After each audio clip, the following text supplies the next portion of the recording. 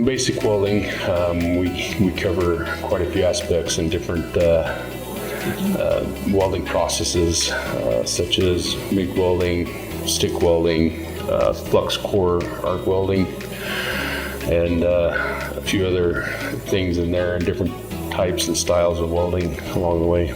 Well, when I was little, I used to weld with my grandpa, and it just got me super excited. And my uncles weld too, so I was like, I might as well do it and keep it in the family.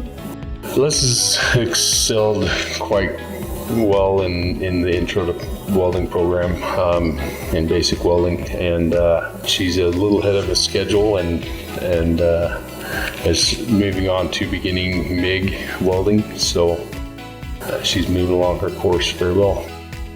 He asks if you need help, and if you do, he comes out and helps you, and if you need extra time or if you need something, he'll help you there.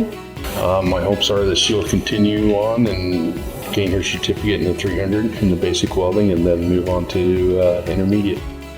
Experience the power of technical education.